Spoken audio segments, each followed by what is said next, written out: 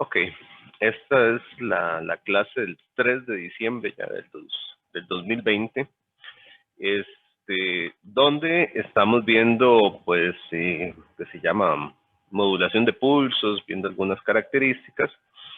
Al respecto, la última clase, la clase pasada, terminamos en el ejemplo del Pulse Position Modulation, del PPM, que era básicamente es la idea, y eso es tal vez lo más importante, el concepto de que, como ya sabemos que transmitir información en la amplitud de una señal es muy propenso al ruido, ¿verdad? Cuando queremos transmitir algo en una amplitud, pues inevitablemente el ruido lo que ataca primero es o lo que ataca más fuerte es la amplitud, ¿verdad? Lo afecta más. Entonces, en lugar de utilizar ese concepto, es utilizar el concepto de transmitir la información con pulsos iguales, donde su amplitud en realidad no es relevante mientras se pueda detectar que hay un pulso, y entonces hacerlo por su posición. Entonces, más separados, más juntos, ahí se está transmitiendo algo. Y habíamos terminado con la idea, ¿verdad? Se enviaba un pulso de referencia y pulsos cortos, una distancia corta entre pulsos significa un 0 y una distancia más extensa significa un 1. Entonces, básicamente esa es la idea, donde hay muchos tipos de codificaciones. Aquí se daba un ejemplo en particular, pero más que todo es tener esa idea, ¿verdad? No estamos como estudiando a profundidad un sistema, pero sí el concepto de por qué esto es mejor que transmitir en amplitud. Entonces, la opción de poder transmitir en la posición de un pulso lo que hace es bajar los efectos totales del ruido que vamos a tener. La elección del pulso, bueno, eso es otro mundillo, ¿verdad? Un pulso que no requiera demasiada energía, que sea fácil de generar, que sea fácil de detectar el pulso por sí solo. Pero bueno, tiene otros requerimientos, otros problemas por ahí, como por ejemplo que hay que detectar muy bien la referencia. Y a partir de la referencia se necesita un reloj local para poder determinar, digamos en este caso, en particular poder detectar o medir el tiempo entre un pulso y otro y poder saber que es un 0 o que es un 1 por la distancia que se tenga. Entonces, bueno, son distintas estrategias que se pueden seguir en los sistemas para acomodarse a uno u otro sistema, u otra condición. Digamos, eso tiene que ver muchísimo con el medio de transmisión. Entonces, es importante, digamos, conceptualmente entender eso. ¿Por qué? Bueno, porque muchas veces hay que elegir para ciertas condiciones esquemas de modulación y la decisión pasa muchas veces por este tipo de consideraciones, que si el medio es muy ruidoso, si es poco ruidoso, qué condiciones le afectan. Entonces, poder entender por qué se utiliza uno u otro enfoque, eso es relevante. Ok, y bueno, aquí estaba la otra parte del ejemplo. Este es otro ejemplo, digamos, no es el que trae el libro, pero es un ejemplo también donde se muestran pulsos. Aquí también es distinguir el tipo de pulso que se está enviando, donde los unos se caracterizan en este tipo de pulso porque tienen un único impulso, un piquillo más alto hacia arriba, y los ceros cuando lo tienen hacia abajo.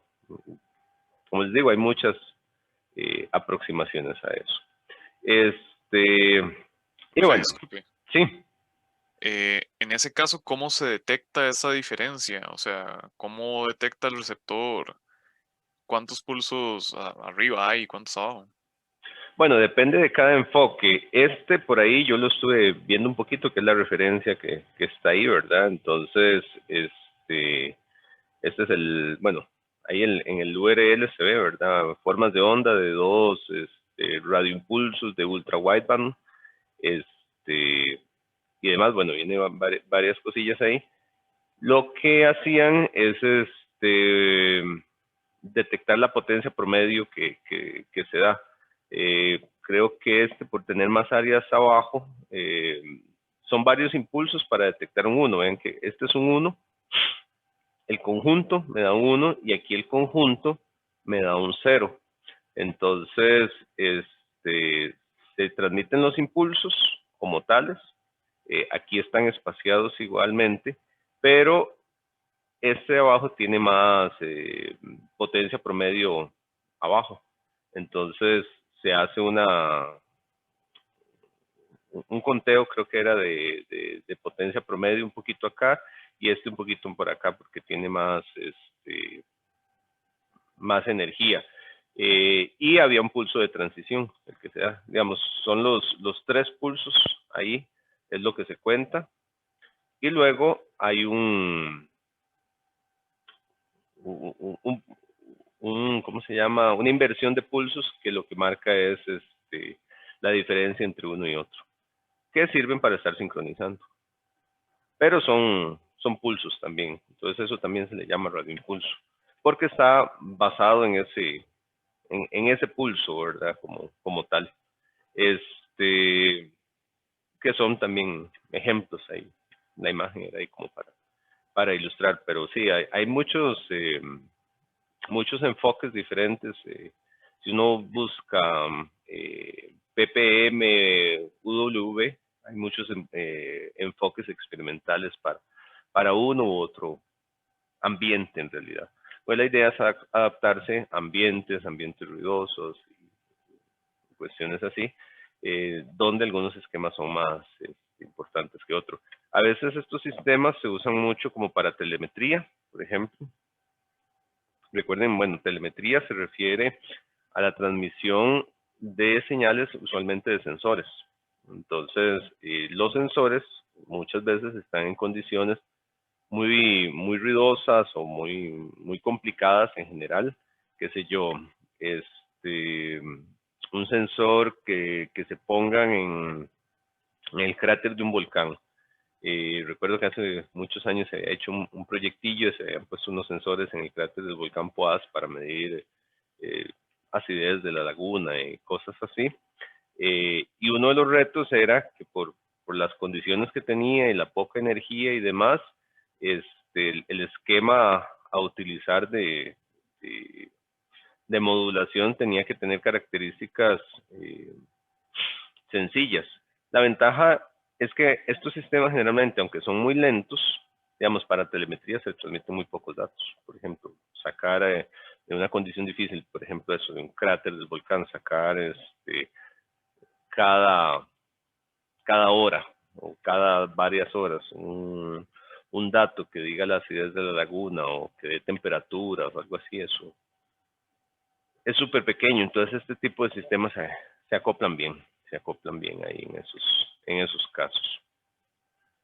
Y sí, bueno, hay un montón de ejemplos por ahí. Y bueno, generalmente son aplicaciones no muy extensas, pero que funcionan. Hoy la ventaja también es que, bueno, para ciertas condiciones, por ejemplo, esos volcanes, hoy en día muchos se usan drones para hacer mediciones, porque no son mediciones a veces que hay que estar haciendo a cada rato, ¿verdad? No precisamente hay que estarlas haciendo en vivo. Entonces, ya a veces ahora es más fácil mandar un dron que ya tiene sensorcitos por ahí, se acerca por un punto y ya con eso toma datos y puede leer y es un poco más estable, más seguro. Entonces, bueno. Y bueno, entonces hay muchas cosillas ahí, ¿verdad? En comunicación, pero son como sistemas muy particulares. Ok. Algunos conceptos de cuantificación. Lo que hemos visto, digamos, es como la idea de cuantificar, sacar un pulso, tomar muestras de la señal, pero las muestras que hemos estado viendo siguen siendo muestras analógicas.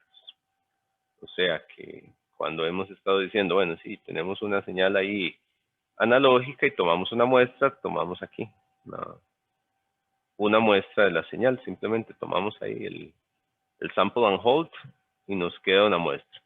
Y la amplitud de la muestra es una amplitud de que puede tener cualquier valor, es analógica totalmente. Eso, pues, bueno, estamos viendo o vimos el criterio que al final nos llevó a Nyquist de cada cuánto hay que sacar las muestras, ¿verdad? Entonces teníamos que la frecuencia de muestreo tiene que ser a 2 veces el ancho de banda que queremos preservar.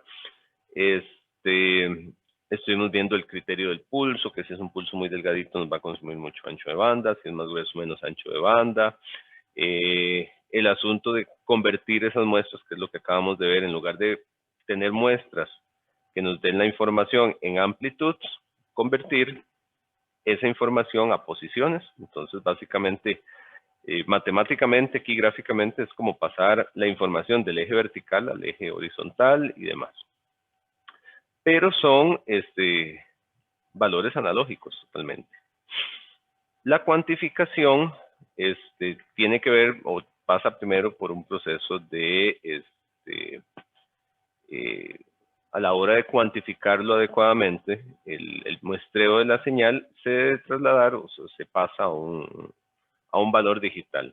Tal vez por ahí incluso es conveniente agregar la palabra discretización, que tal vez es un poco más certero que se da ahí. Entonces, la señal continua se puede representar por una señal de amplitudes discretas escogidas en base a un error mínimo, y hay un error de cuantificación. Entonces, por acá, tal vez el concepto antes de entrar propiamente, es que vamos a elegir previamente valores que puede adoptar las muestras. Son valores preestablecidos. Entonces, generalmente partimos ahí de un 0, entonces tenemos un 0, 1, 2, 3, 4, 5, digamos, por decir algo aquí. Entonces, se establecen esos valores, que son los únicos valores que puede tomar la señal. Por lo tanto, y aquí es tal vez importante, lo que quiero señalar es que, bueno, si tenemos una señal analógica, una señal que hace algo así, por decir algo, y establecemos un tiempo de muestreo que es relevante, o sea, cada cuánto voy a muestrear la señal. Digamos que tiramos muestras ahí. Aquí lo estoy tirando totalmente a mano, pero lo que quiero es hacer ver el concepto, ¿verdad? Entonces, uno establece el tiempo de muestreo, que es cada cuánto toma una muestra. Y entonces, bueno, ahí tenemos el tiempo de muestreo, que sería esto, ese es el tiempo de muestreo, que es 1 sobre fs, ¿verdad? Aquí están las muestras que se toman, y cada vez que voy a tomar una muestra, digamos aquí en el tiempo 0, tengo que ver el valor real y tengo que decidir hacia dónde lo voy a llevar, a qué valor preestablecido. Entonces siempre hay un error asociado. Por ejemplo, aquí, curiosamente aquí me quedó más o menos en la mitad de los dos. Entonces hay que tomar una regla, ahorita vamos a ver eso, para ver si se va por uno u otro valor. Uno casi siempre así, a ojo de uno dice, bueno, el valor más cercano. No precisamente, la regla puede ser sencillamente que si pasa el umbral, se va al siguiente valor, o si no, se queda en el valor anterior. Digamos que todo lo que esté abajo de 1 podría ser un 0. Lo que esté entre 1 y 2 sea un 1, eso podría ser. Usualmente se usan valores más bien de umbral entre los dos valores. Entonces, que si yo, esto podría ser un 1, ¿verdad? Entonces, en la siguiente muestra esto se parece más a un 2. En la siguiente muestra se sigue pareciendo a un 2. En la siguiente se parece a un 3, ¿verdad? Y así lleva uno la señal a diferentes valores, que son valores, al final de cuentas, discretos, ¿verdad? Pero vean aquí, por ejemplo, estos dos, aquí es más cortito, aquí digamos ya podría uno tirar abajo, pero se van a mantener. La cuestión es que entonces hay errores, porque a la hora de hacer eso, hay que unir las muestras, ¿verdad? Entonces, este, por ejemplo, se viene así, este se viene acá,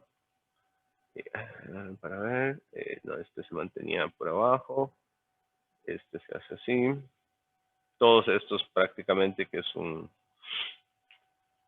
mismo valor, este también,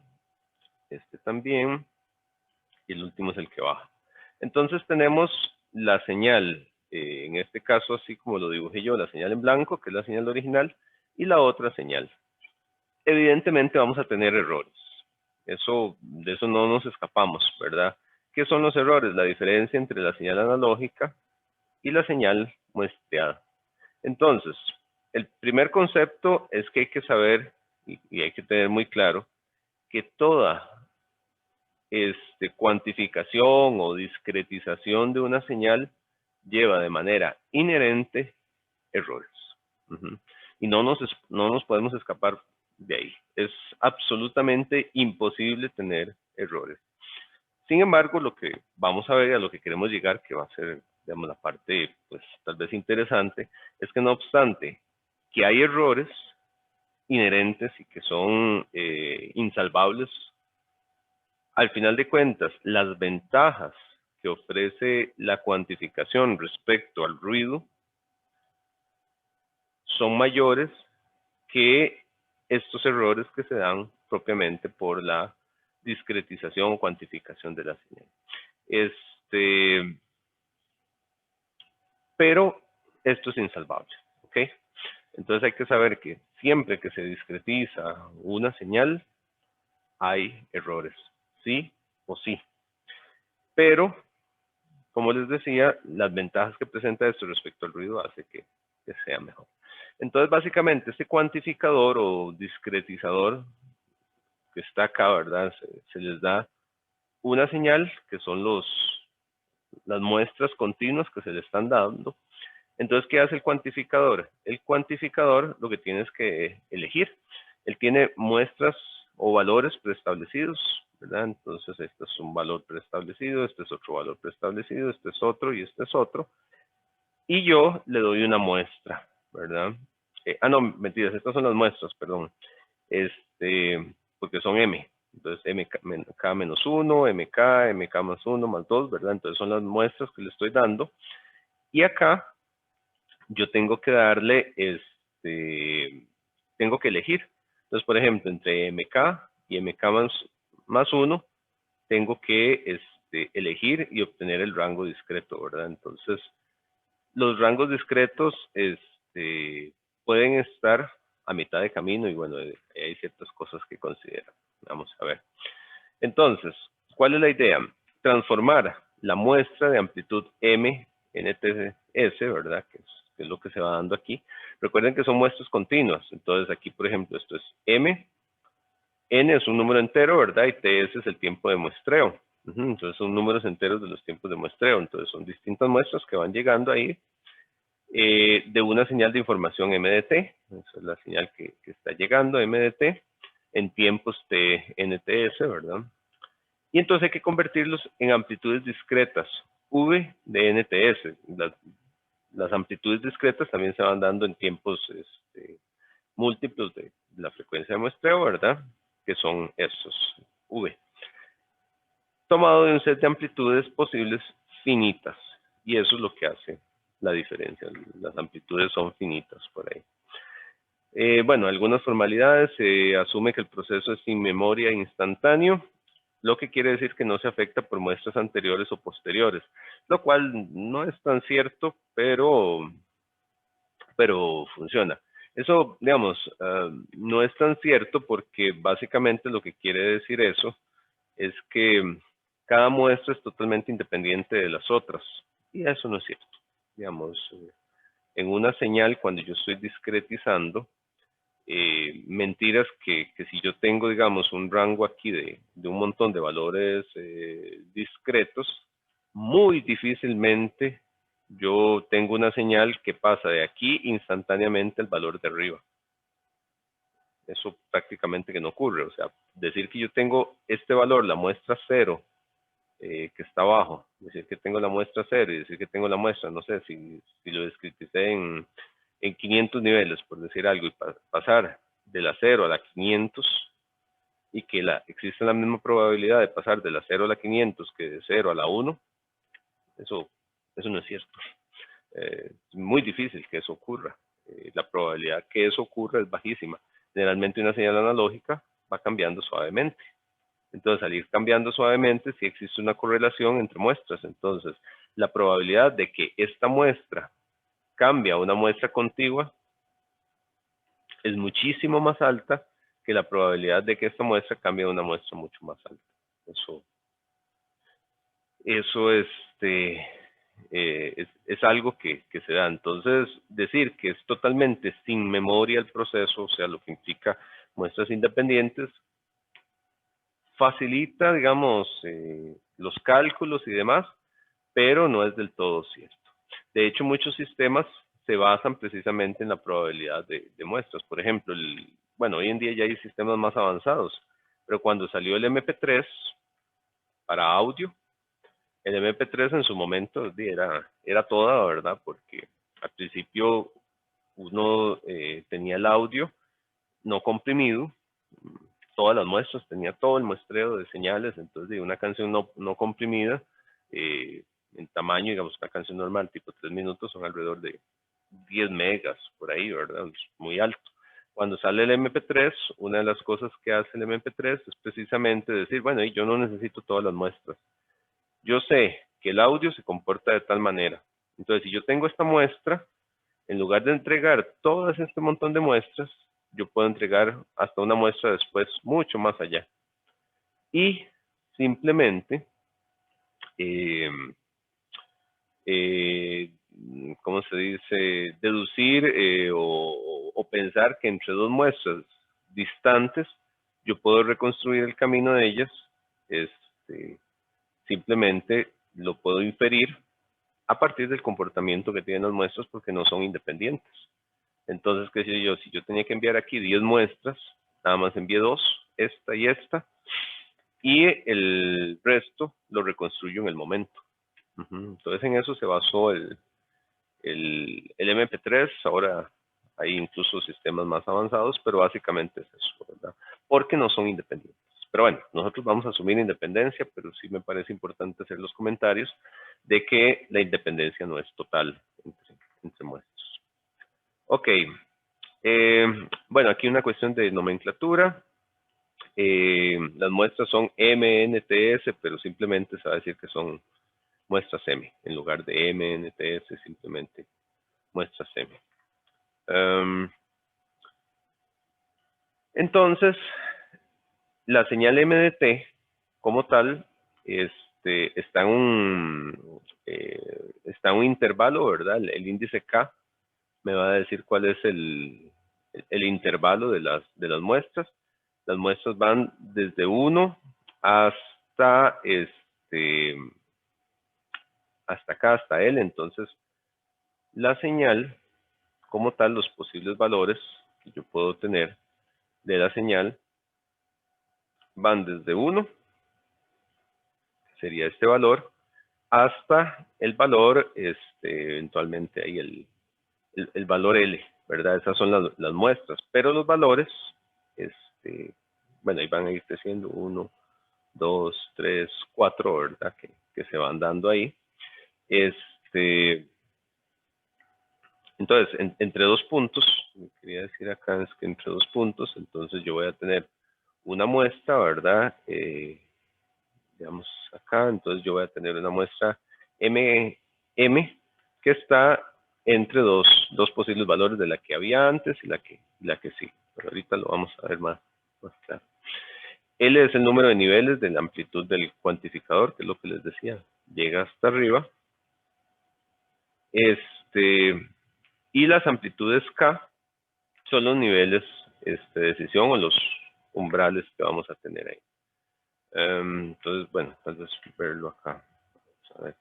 Entonces, en ese sentido, digamos, valores que están acá, bueno, se ve aquí en la figura en realidad. Yo tengo el valor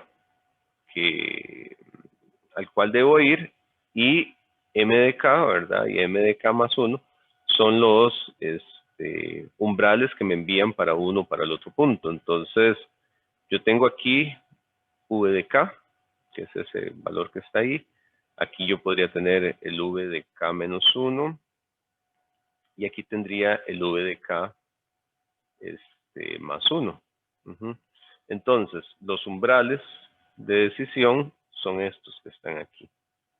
Arriba de m de k, la muestra se va a igualar a v de k.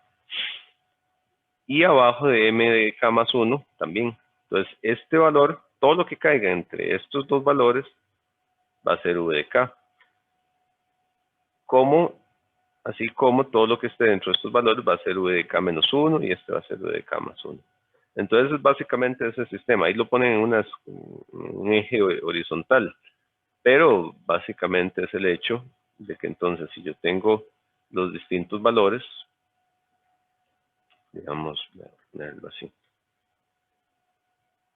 para verlo como una amplitud, que yo creo que tal vez es un poco más natural. Tengo los valores, entonces yo tengo v de k más 1, v de k menos 1, que son los valores que voy a tener ahí. Entonces los umbrales van a estar aquí. Entonces las muestras aquí van a ser m de k menos 1 y este va a ser m de k. Entonces, lo que esté dentro de este umbral, dentro de ese rango, los valores que caigan ahí, todos los valores que estén ahí en ese rango se van a convertir a v de k. Los discretizo de esa manera. Entonces, esos son los umbrales que vamos a tener ahí. Generalmente, esta es la aproximación más simple, digamos, hacerlo de esa manera. Pero hay que tomar una decisión y hay que enviarlo para uno o para otro. Obviamente, entre más grandes sean los espacios de las muestras discretas, mayor va a ser el error. Entre más pequeñitos sean, voy a reducir el error que está por ahí. Y pues a la salida del cuantificador se representan todas las amplitudes, ¿verdad? Los niveles que se va a tener ahí. Y el espacio entre dos niveles se llama el tamaño del paso, un quantum.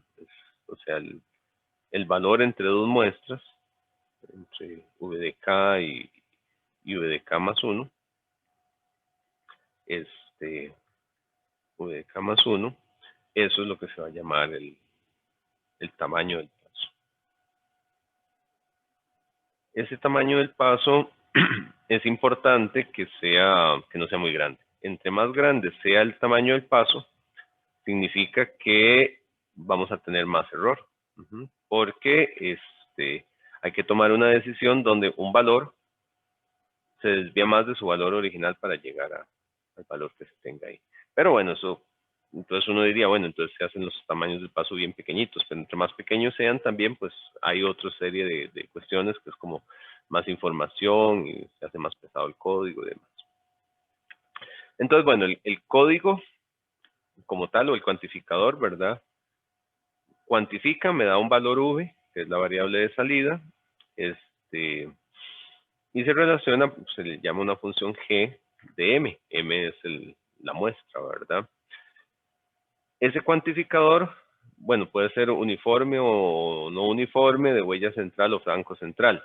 ¿Qué significa que sea uniforme o no uniforme? El hecho de que sea uniforme, lo que quiere decir es que todos los espacios son del mismo tamaño. Si fuera no uniforme, lo que quiere decir es que en algunos hay más pequeños y otras muestras se cuantifican más separadas. Eso tiene que ver con el tipo de nivel de señal. De hecho, eso lo vamos a ver ahora más adelante, que se puede hacer no uniforme. Eso tiene una razón de ser. Ahí lo que haría falta es Es como agregar una imagencilla como de esta escala que les decía, ¿verdad? El hecho de que en unos lados puede ser más pequeño el paso y en otros más grandes, entonces eso lo hace de uniforme como este a otro que sea no uniforme como este. Y los de huella central o flanco central se refieren a esto. El de huella central se refiere a eso, que sea planito aquí, mientras que el de flanco central se refiere a que sea de esta manera. Entonces, existen las dos formas. Básicamente es cómo se inicia, ¿verdad? Si queremos iniciar justamente con un flanco en el 0, o el flanco lo llevamos un poquito más adelante. Vean que el 1 está por aquí. Mientras que aquí, el 1 está aquí, ¿verdad? En ese punto. Entonces, son dos casos en realidad. Es una cuestión de, depende del tipo de aplicación que uno quiera, qué tan relevante es que apenas haya una señal, ¿verdad? Brinque a un nivel, o que se espera que tenga cierta magnitud para que empiece a cuantificarse adecuadamente. Vean que estos, así como están, son uniformes. Son uniformes porque de ahí esto es totalmente una línea recta, ¿verdad? Así como va subiendo. Cuando son no uniformes, entre los niveles de entrada y las cuantificaciones, al no ser iguales, pues va a mostrar una curva. Entonces, uno vería cómo van los valores ahí y se van cuantificando, primero muy pequeñitos y después más espaciados. Entonces, el hecho de que se espacie o que se amplíe ahí la diferencia, hace que por un lado, conforme va subiendo, va de esta manera y luego empieza a pegar brincos más grandes. Entonces, la curva empieza a variar un poquito. Ahora, la parte interesante, ruido de cuantificación, de eso ahora también nos van a hablar. ¿Cómo definir esto del ruido, verdad? Efectivamente, pues, yo les decía, el ruido de cuantificación o el error de cuantificación, se llama ruido, es la diferencia entre la señal cuantificada de salida respecto a la señal de entrada. Eso es un error de cuantificación. Se le llama ruido, porque es una alteración de la señal al final de cuentas. Entonces, vean acá este ejemplo. La señal analógica es la señal discontinua, la línea discontinua que se ve por ahí, y las graditas es la señal cuantificada, un poco como les mencionaba hace un rato. Entonces tenemos una señal original y una señal discontinua. Estas diferencias que se van dando aquí es el ruido que tenemos ahí, ¿verdad? Eso es el ruido que se está dando ahí. El error, se le llama ruido a eso, porque al final de cuentas, esos errorcillos que se van dando ahí, si se grafican, es graficar este piquito acá contra el tiempo, ¿verdad? Entonces el piquito que aparece ahí, graficarlo aquí. El otro piquito, graficarlo ahí, ¿verdad? Entonces esas diferencias se van dando ahí. Aquí vean que es un ruido o un error un poco más grande, entonces es el error que se ve aquí.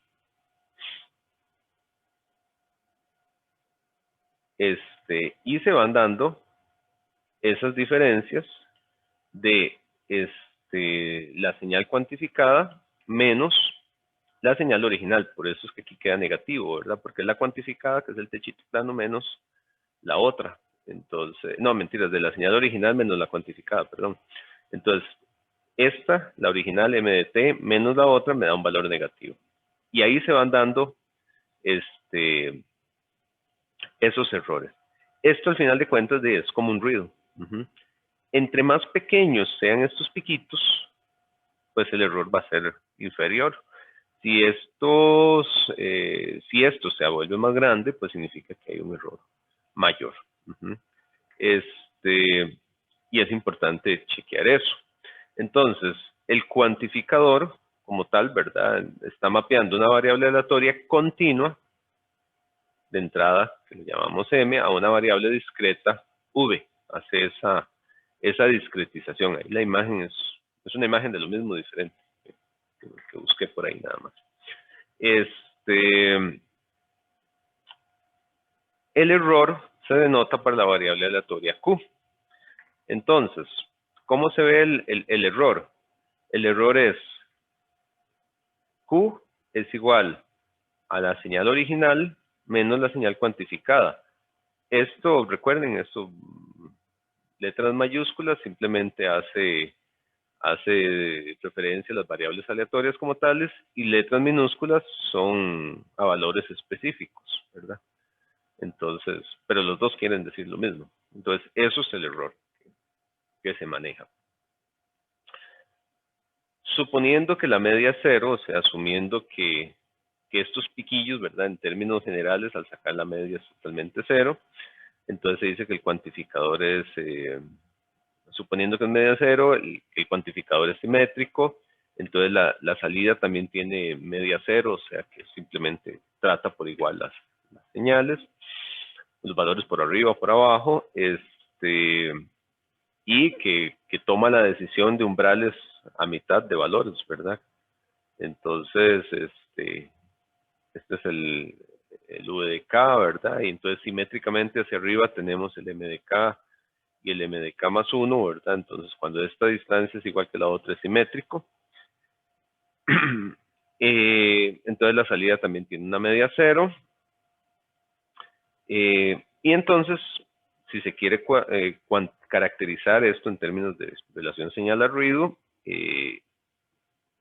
como es lo que se está considerando, es el ruido, es esta diferencia en señales, entonces lo que se necesita es el valor cuadrático medio del error de cuantificación, que es Q, ¿verdad? Entonces vamos a tener potencia de señal y potencia de ruido. ¿Cuál es la potencia de ruido? La potencia de estos errores que están por ahí. Entonces, si obtenemos estos errores de señal, entonces podemos obtener el SNR, porque vamos a obtener la potencia de señal y la potencia de Q, la potencia de ruido. Entonces, se considera un rango de entrada continua desde menos Mmax hasta más Mmax. Vean que entonces estamos considerando que la señal analógica puede variar entre dos valores, ¿verdad? Entonces, desde menos Mmax hasta más Mmax. Recuerden que se hace así, o sea, se dice max simplemente porque se considera simétrica, ¿verdad? Entonces, lo que quiere decir es que la señal analógica puede variar entre esos dos valores, lo que quieran, pero entre esos dos valores. Se usa el cuantificador midrise, que es el que veíamos que tiene el flanco justo aquí, ¿verdad? Que empieza aquí. Entonces, que tiene eso, es el midrise. Es uniforme, entonces ya habíamos visto que eso. Entonces, el tamaño del paso se le va a llamar delta, que es 2 Mmax entre L, que L es el número de niveles. ¿Qué se va a tener ahí? Entonces, se tienen básicamente las muestras, ¿verdad? Desde la muestra 1 hasta la muestra L, todo ese rango, que deben coincidir o que se van a mapear con los valores que van desde menos Mmax hasta más Mmax, ¿verdad?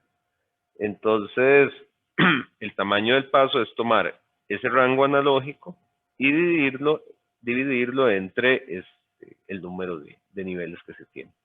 Y eso es lo que se llama el tamaño del paso. O sea, el tamaño que voy a tener yo entre muestra y muestra, entre V de K y V de K más 1, el tamaño es ese delta que está ahí. Solo que es un tamaño delta ya llevado al valor de la señal. Generalmente vamos a tener que M de T es un voltaje, se mide en volts, ¿verdad? Entonces ya el tamaño del paso me lo lleva a volts, ¿verdad? No es simplemente una definición de entre uno y otro, porque el valor discreto inicialmente es simplemente un valor, ¿verdad? Pero entonces el tamaño de ese valor discreto, pues también, entonces, como estos son volts, 2 volts entre número de niveles simplemente, entonces simplemente es la cantidad de volts por nivel, ¿verdad? O por paso, por así decirlo. Se puede ver de esa manera la cantidad de volts por paso que se van a tener ahí. Ok, listo, entonces ahí está el tamaño delta. Y entonces el error de cuantificación, ¿cuánto es el error máximo que se puede tener? Simplemente es de un tamaño del paso eventualmente, ¿verdad? Se le llama Q y que puede ir desde menos sigma medios hasta delta medios hasta delta medios, ¿verdad? Porque yo puedo estar con una muestra VK, vamos a ver, yo puedo tener una muestra VK, puedo tener los umbrales aquí, entonces aquí yo tengo delta, delta,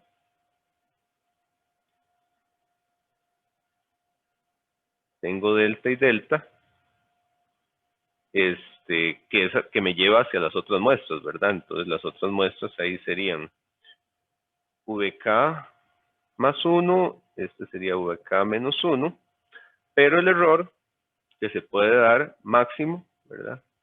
Es desde aquí hasta aquí, que entonces este tamaño, este pedacito aquí, es delta medios, ¿verdad? Entonces ese pedacito es delta medios. Entonces el error puede ir desde un lado hasta el otro. Ahí hace falta agregar algunas imágenes de estas cosillas de cómo se ve el error y eso.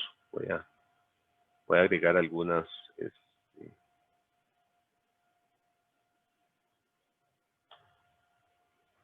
imágenes ahí que se vean de esa manera. Ok. Entonces, siendo así, considerando que el error es totalmente uniforme, entonces la función de densidad de probabilidad del error Q es simplemente considerando la uniforme, ¿verdad? Sería 1 sobre delta en ese rango. O sea, sería así, donde el valor aquí es 1 sobre delta y que va desde menos delta medios hasta delta medios, ¿verdad? Eso lo habíamos visto de probabilidad totalmente uniforme porque se considera que es totalmente distribuido. Para lo cual, bueno, la señal de entrada no debe saturar el cuantificador para que eso sea cierto. Eso lo que quiere decir es que, evidentemente, si yo tengo mi señal que está entre valores máximos, Mmax y menos Mmax, la señal analógica de entrada debe llegar a lo mucho aquí. Eso es que no lo sature, ¿verdad? Ese debe ser el máximo. Si la señal analógica hace algo como así, y hace algo como así, está saturando. Y ahí vamos a tener un error mayor. ¿Por qué? Porque todas estas muestras se van a cuantificar al valor máximo, ¿verdad? O sea, todas estas, pero me va a aumentar el error muchísimo, igual estas. Digamos, si el cuantificador llega a este punto, entonces todas estas se van a cuantificar al primer nivel y todas estas se van a cuantificar al último nivel. Entonces, hacer eso me va a introducir un error mayor.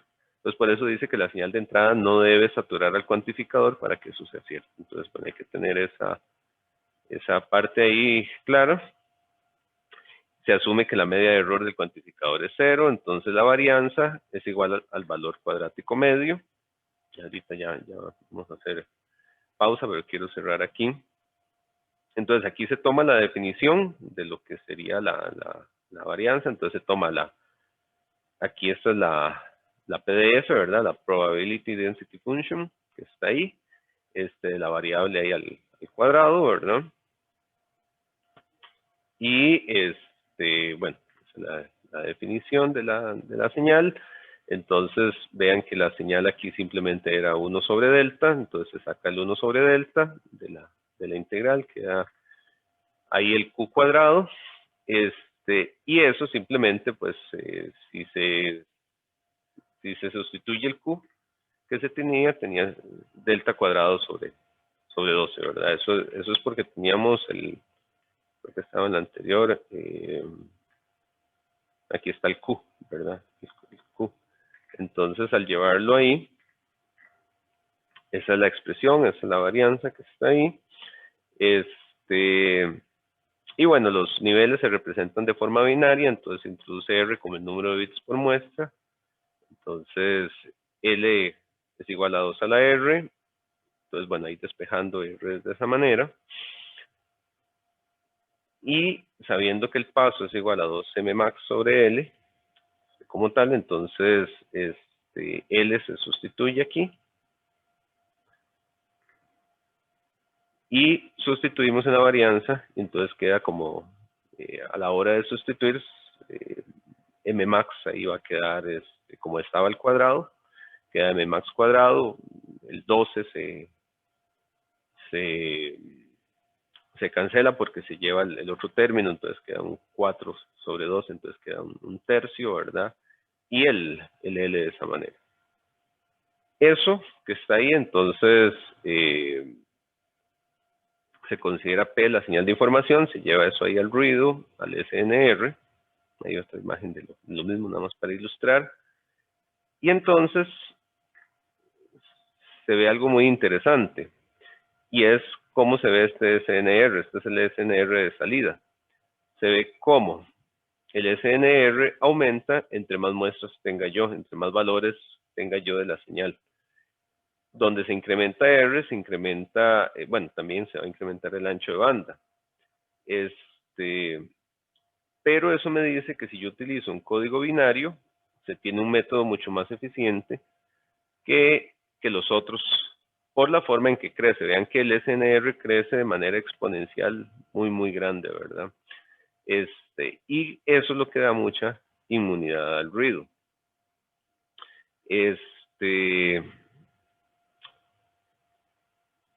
Entonces, acá, digamos, los sistemas FM y PPM pues limitan el ruido en cierto punto en el receptor, pero la modificación, la modulación en codificación binaria, el ruido, el límite es el ruido de cuantificación en realidad. Entonces, bueno, aquí suponiendo una señal de información moduladora, bueno, carga completa quiere decir que abarca todos los niveles. Entonces, la potencia promedio en un resistor de 1 ohm es de esa manera, entonces simplemente se sustituyen ahí, la señal va desde 2A, entonces M max es A sub M, entonces se sustituyen los valores, se sustituyen ahí los valores hasta tener el SNR, se da una expresión para un caso de este tipo, donde R, recuerden que R es el número de bits que se utiliza en la cuantificación. Y a lo que quería llegar era esta tablita acá. Vean lo interesante. El número de niveles generalmente se dan en potencias de 2 para que sea binario. Entonces, por ejemplo, 32 es 2 a la 5, ¿verdad? Aquí está el 5. 64 es 2 a la 6, está el 6. 2 a la 7, 2 a la 8, ¿verdad? Entonces están los distintos valores. Y entonces la relación señal a ruido, vean cómo va creciendo con el número de bits. De 5 bits, 31 decibeles de SNR. Con 6, 37. Vean el aumento. Con solo agregar un bit, pasamos de 31 a 37. 6 decibeles. ¿Recuerdan lo que significaba cada 3 decibeles? Que aumenta el doble.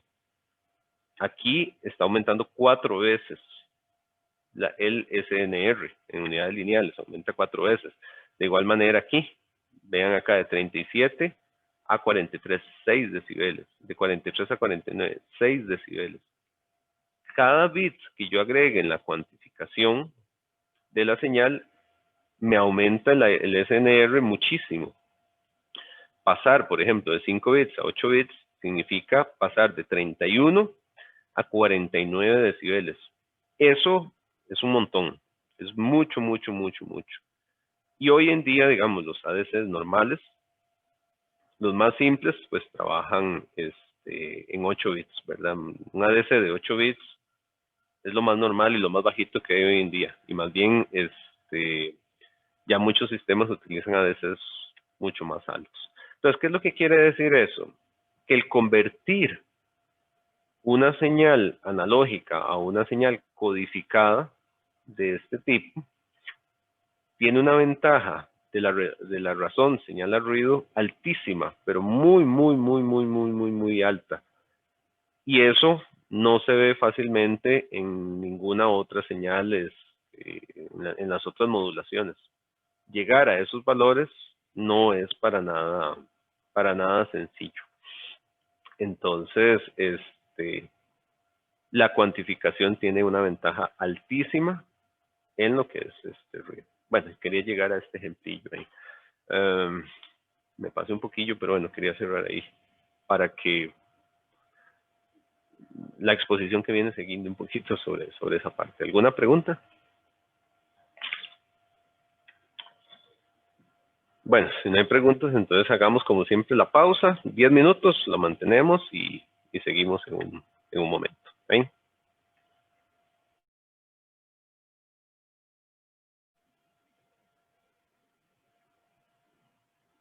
Buenos días, profesor y compañeros. A continuación vamos a trabajar la presentación respecto a modulación PCM. Las personas encargadas somos mi compañero José María Jiménez Coronado y mi persona Esteban Ulloa Sánchez. La modulación PCM, como su nombre lo dice en inglés, es Pulse Code Modulation y en español modulación por pulsos codificados. Es un procedimiento de modulación utilizado para transformar una señal analógica en una secuencia de bits. El primer paso de una señal para alcanzar una señal PCM se logra mediante el muestreo de una señal con la que se obtendrá una señal modulada mediante pulsos en la salida de este primer paso.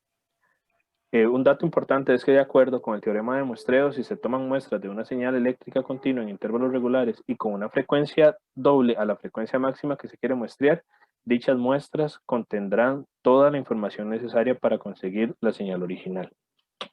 Posteriormente se continúa con lo que es la cuantificación. La cuantificación es un proceso en el cual se colocan niveles bajo la curva analógica con la que se está trabajando, buscando obtener una aproximación de esta. La cuantificación puede ser lineal o no lineal. Como se puede observar en la figura 1, tenemos una cuantificación lineal, la cual tiene un espaciado uniforme en todo su desplazamiento en tiempo, mientras que la cuantificación no lineal no lo hace de esta manera. Posteriormente, dentro de la cuantificación debe ser tomado en cuenta el ruido debido a este proceso, y que es llamado ruido de cuantificación, y se define como la diferencia entre la señal cuantificada y la salida con respecto a la señal de entrada. Como se puede observar en la figura 4, la señal azul es la señal original y la señal roja es la salida del cuantificador, mientras que la señal verde es la diferencia entre estas dos y eso debe ser tomado como una señal de ruido por cuantificación. Luego de tener esto se trabaja con lo que es la parte de digitalización de la señal. En este paso se asigna un determinado valor discreto a cada uno de los niveles obtenidos de la cuantificación, reduciendo así la señal a un conjunto de dígitos en los sucesivos tiempos de muestra, originando un sistema de modulación completamente digital. Finalmente se logra lo que es la codificación, y al tener la codificación completa se alcanza el objetivo de tener un código o patrón de pulsos para conducir la información.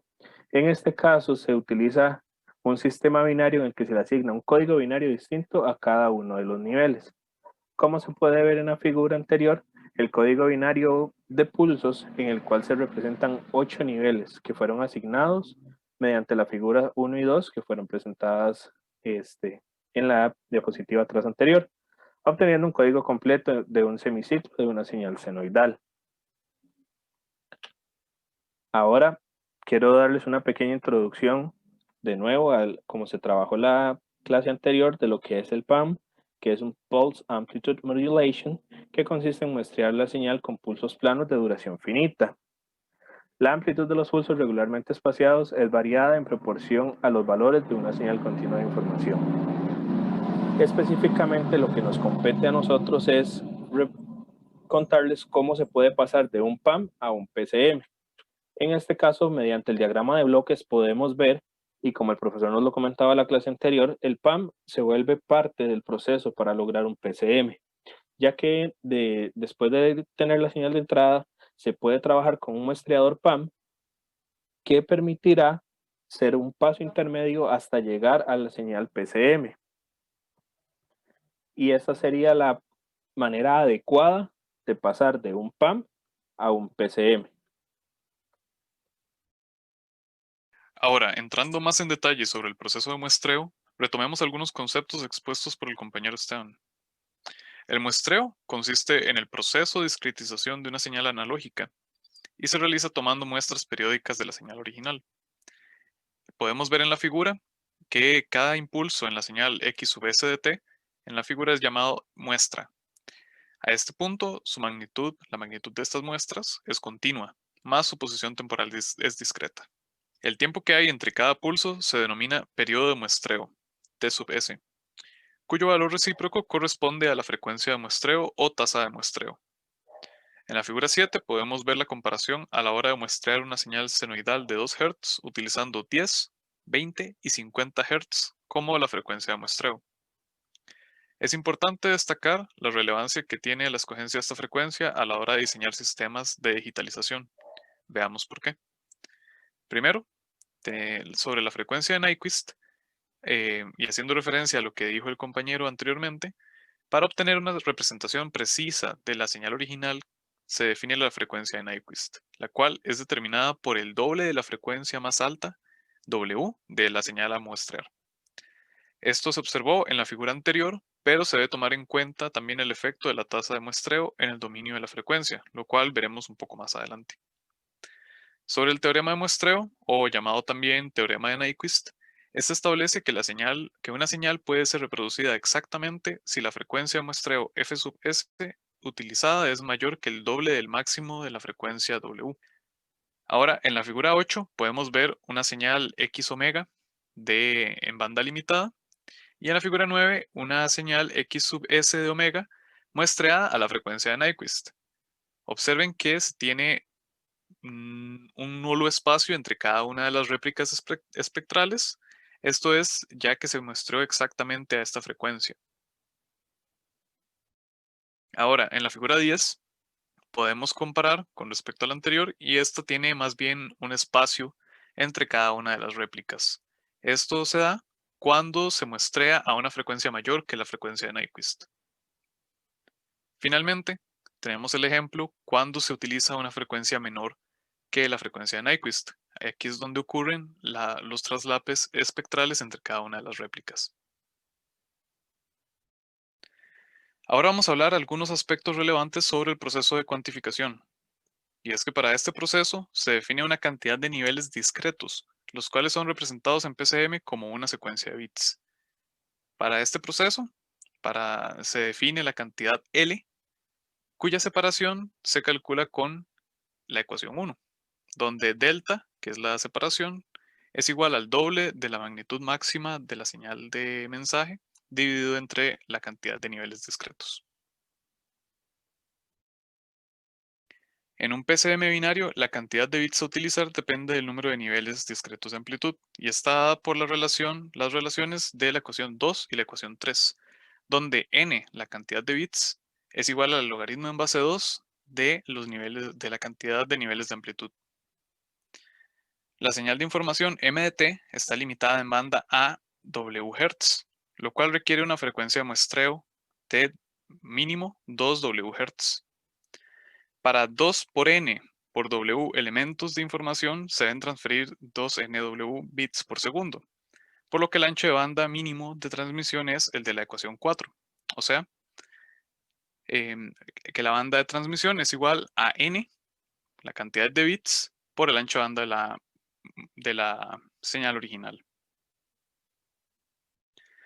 Sobre el ruido de cuantificación, tomando el valor cuadrático medio del error de cuantificación como la varianza, usando R como el número de bits por muestra y usando P como la potencia promedio de la señal de información, se tiene que la razón de señal al ruido está dada por la ecuación 5, donde se puede observar que este valor aumenta exponencialmente con el número de bits por muestra, de lo cual se puede observar intuitivamente su buen desempeño en términos de ruido. Ahora, para hacer una ilustración de cómo funciona este sistema, se realizó una simulación en Simulink. Se utiliza el siguiente esquema, donde se tiene una amplitud de entrada de 5 con frecuencia de 2 Hz, utilizando una función seno. En la etapa de modulación se tienen los siguientes bloques: un generador de pulsos para sincronizar el muestreador sample and hold, un codificador uniforme que va a realizar el proceso de cuantificación de la señal, y un convertidor de entero a bit, que es el que va a darnos la salida ya codificada como bits. Y en la etapa de demodulación se tiene un convertidor que va a regresar esos bits a una señal cuantificada, que va a pasar por un filtro de 8 etapas, Butterworth, que corresponde al filtro de reconstrucción.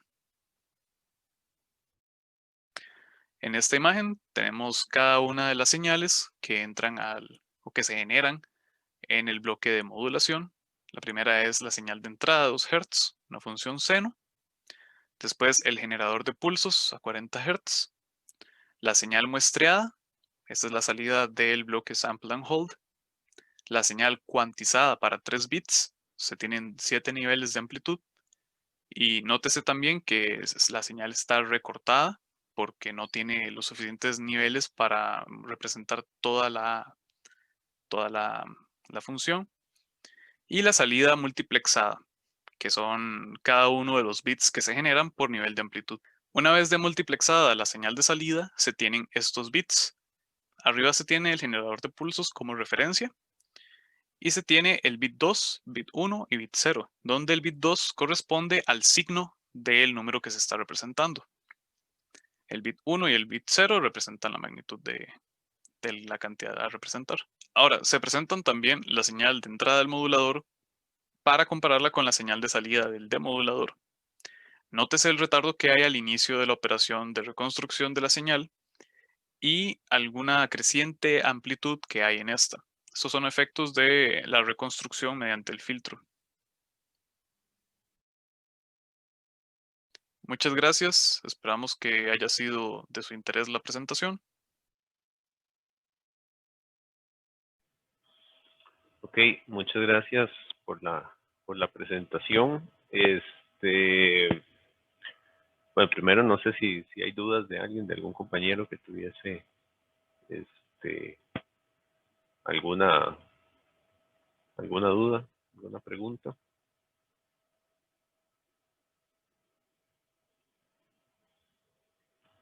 Ok, yo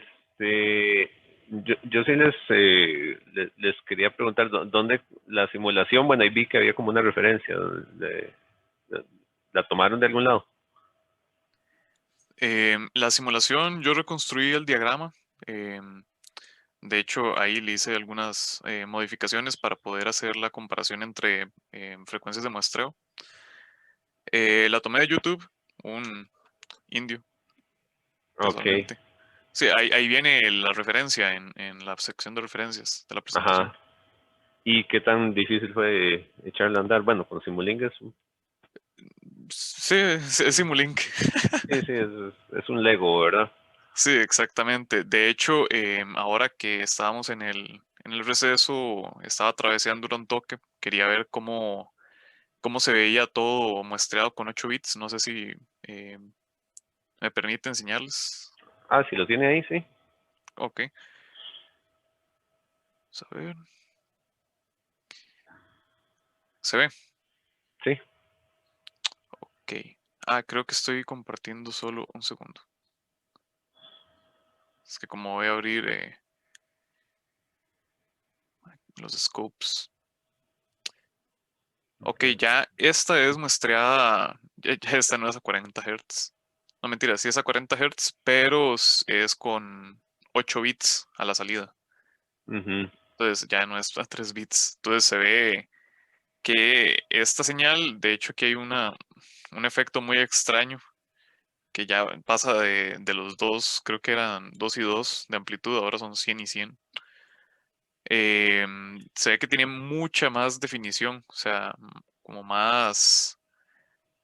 em, Eso se dice que se baja la granularidad, se le llama eso. exacto, exacto. De hecho, hasta se eliminan algunas saturaciones que habían en esta señal cuantizada. Me Ujú. pareció muy interesante. Y la Pero la señal señal de codificada. arriba, la que dice a 40 Hz, ¿cuál es la diferencia entre la verde y la moradita?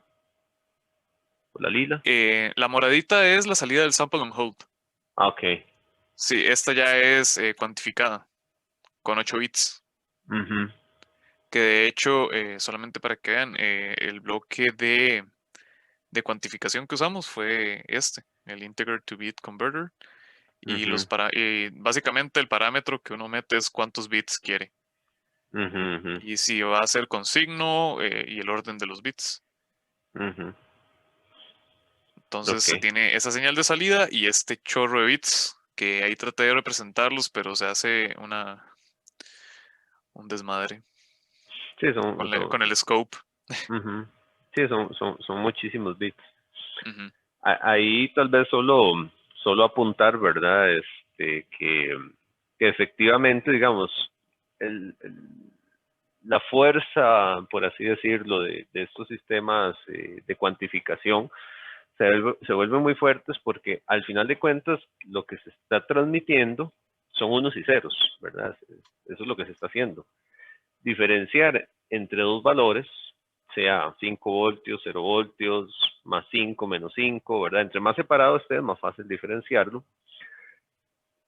Tienen menos error, muchísimo menos error, que representar una señal analógica, ¿verdad? Donde milivoltios me hacen diferencia. Entonces, la señal binaria per se tiene muchísima fuerza o muchísima inmunidad al ruido, ¿verdad? En el sentido que es más difícil confundir un nivel con el otro. No imposible, pero sí es más complicado. Entonces, al final de cuentas, la señal se está convirtiendo una analógica donde milivoltios, ¿verdad? De error se pueden confundir de un nivel a otro. Lo estamos convirtiendo para transmitir en unos y ceros. Y los unos y ceros, ya casi que por definición, son muy fuertes unos con el otro, ¿verdad? O son muy fuertes respecto al ruido. Y lo que se hace es bajar el errorcito de cuantificación. Entre más bits, ¿verdad? Y bueno, en el video de los compañeros lo presentaron, ¿verdad? El ruidito de cuantificación se va volviendo cada vez más pequeño, ¿verdad? Es más pequeño, más pequeño, más pequeño. Entonces, por eso utilizar más bits es súper ventajoso, ¿verdad? Y súper poderoso, por así decirlo. Entonces, sí es relevante, digamos, mencionar, apuntar un poquito ahí esa parte, ser un toque reiterativo, pero es que esa es la parte importante al final de cuentas. Ok, yo no sé si tienen algún otro comentario. En general la exposición estuvo bastante bien. Creo que se entendió Creo yo. bastante bien. Ujú. Ok, bueno, entonces, bueno, ahí se nos fue un poco de tiempo por la llamada que tuve, pero bueno, avancemos un poquito más con el tema. Y bueno, básicamente lo que mostraban los compañeros es esa parte, ¿verdad? De que cómo al tener mayor cuantificación, ¿verdad? El ruido se va a disminuir, el ruido de cuantificación, ¿verdad? Que es lo que se hablaba, ¿verdad? Entonces, a más bits, menos se pierde de la señal. Y eso es una ventaja enorme, digamos, que tienen los sistemas discretos respecto a los sistemas analógicos. Y siempre pues va a haber error, pero el error llega a un punto donde ya se hace casi imperceptible, más cuando son señales que tienen que ser percibidas por los sentidos. Entonces, cuando hablamos de señales que tienen que ser audio, por ejemplo, que es percibida por el oído, o señales visuales o algo así, ya hay un punto donde prácticamente las personas no nos damos cuenta de lo que está ocurriendo ahí, ¿verdad? O sea, de que hay esas diferencias. Tal vez ahí voy a abrir aquí una paginilla para comentarles un par de cosillas nada más. Cuando se trabaja de esa manera, ¿verdad? Entonces básicamente es un error de hacer más muestras, ¿verdad? Más bits, más muestras. Entonces cada vez el error a la hora de cuantificar es más pequeño, ¿verdad? Que era un poco lo que mencionaban ahí. Esto se le dice granularidad, que es como lo brusco que se puede ver la señal. Entre más bits, más pequeño. Usualmente, yo les comentaba, hoy en día los ADCs, lo que yo he visto, todos los dispositivos, los más simples, traen 8 bits. 8 bits es bastante bueno. Sistemas más buenos empiezan a subir, por ahí hay ADCs de 12 bits, por ejemplo. Recuerdo que alguna vez tuve la oportunidad de ver un equipo de grabación de audio profesional de un chavalo que grababa documental de ruidos en el bosque y cosas así, y tenía un equipo que usaba cuantificación con ADCs de 24 bits. 24 bits es una cantidad enorme, ¿por qué? Porque 24 bits me da 2 a la 24 muestras, ¿verdad? Eso es lo que me da el valor L que discutíamos por ahí, 2 a la 24. Eso es enorme, ¿verdad? Eso es muchísimo. Lo que se utiliza ahí. Muchas veces los ADCs, es importante entender por qué los tienen. Un ADC tiene por un lado, bueno, ya él viene a X cantidad de bits, ¿verdad? Él tiene ahí X bits y eso ya viene hecho ahí, así. Pero una de las patillas que suele traer un ADC suele tener un VREF por ahí, que es la tensión de referencia. Usualmente el ADC trabaja con un voltaje de entrada entre 0 y VREF. Generalmente es así lo que trabaja. Eso parece. Bueno. Ok, gracias. Para terminar la idea, lo que quería era cerrar acá. Lo que les decía con los ADCs, los ADCs cuando uno está muestreando señales, ellos siempre van desde 0 hasta VREF. VREF es una tensión. Casi siempre en los ADCs lo que hace todo mundo es que a nivel de chipcito, si tenés una patilla de VCC, lo que hace todo mundo es que entonces agarra y simplemente pega VREF a 5 voltios, que es la tensión de alimentación, y listo, ¿verdad? Es como lo usual. Entonces, usualmente esto va de 0 a 5 voltios. Entonces, a nivel práctico, el tamaño del paso, nosotros lo vimos como delta por ahí, termina siendo 5 voltios, que es la excursión máxima, ¿verdad? El rango que va a tener eso. 5 voltios entre 2 a la X, ¿verdad? Si son X bits, por ahí. Y eso da determinado tamaño del paso. Digamos, típico, como un ADC de 8 bits, entonces usualmente ese tamaño del paso terminan siendo 5 sobre 2 a la 8, que es igual a 5 sobre 256, y esos son, si no me equivoco, 19 milivoltios aproximadamente. O sea que cada 19 milivoltios es un tamaño del paso. ¿Cómo puedo yo aumentar la resistencia al ruido del ADC con esto? Bajando el VREF. ¿Por qué? Porque si yo utilizo un VREF más pequeño, entonces yo puedo decir, bueno, entonces tengo delta y qué sé yo, lo podrían bajar a 2 voltios.